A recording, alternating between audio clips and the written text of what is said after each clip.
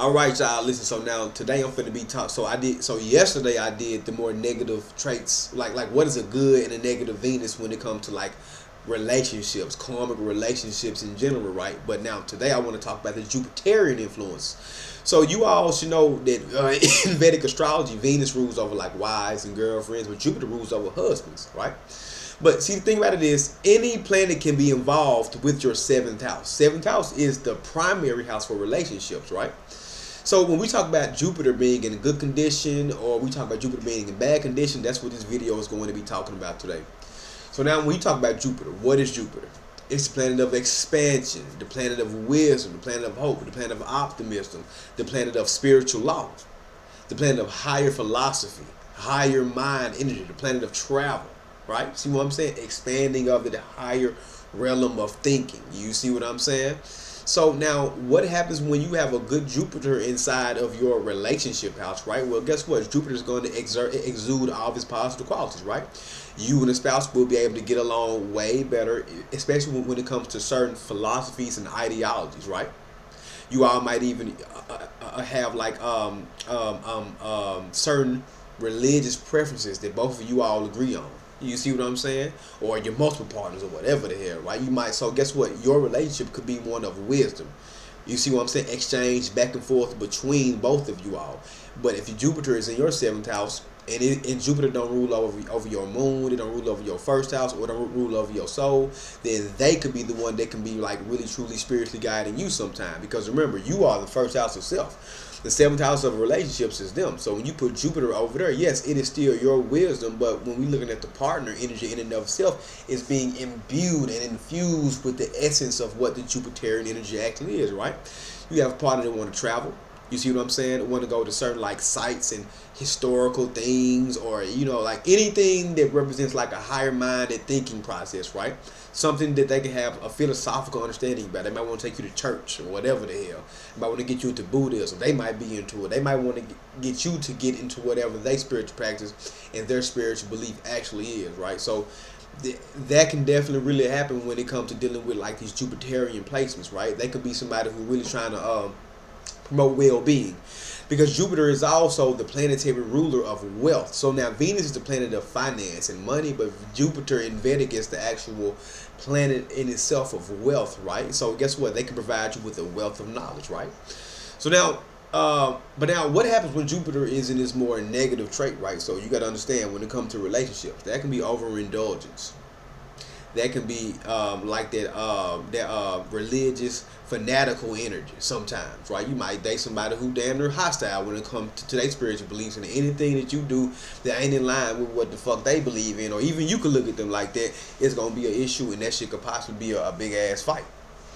Because remember, if Jupiter represents expansion, what happens when expansion is in a more negative aspect, right? Guess what? It becomes overindulgence, right? That's like filling the cup all the way up to the water, or the fluid just start falling from the top of the actual cup. That's what Jupiter, it can give too much, right? And then you end up feeling depleted in the end. You see what I'm saying? So another thing too, a negative Jupiter, you can deal with somebody that's unwise, or you can be unwise when it comes to relationships. Your partner can be unwise when it comes to relationships. You see what I'm saying? Because it's the negative aspects of Jupiter, the great benefic. So all of Jupiter's inherent qualities and what it rules over, everything will be kind of inverse or flipped upside down on its head, right? So instead of expanding the correct righteous wisdom, you will be expanding the wrong information. Now you believe in foolishness.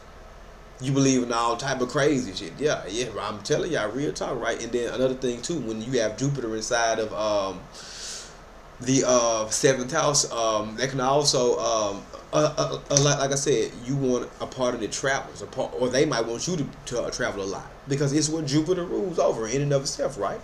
They might have a higher education when it comes to like a certain skill set, different forms of knowledge, depending on what house Jupiter rules over. Let's say if Jupiter rules over your 8th house and it goes into your actual 7th house, now you gonna have to be careful, because they can have a lot of underworld energy going on. You see what I'm saying? They can know how to get around certain systems and shit. They can have like a lot of wisdom when it comes to the psychological, you know what I'm saying, realm. You see what I'm saying? Understanding like a lot of these hidden and subconscious motives and patterns, and they can fuck around and use all that information on your ass. Real talk.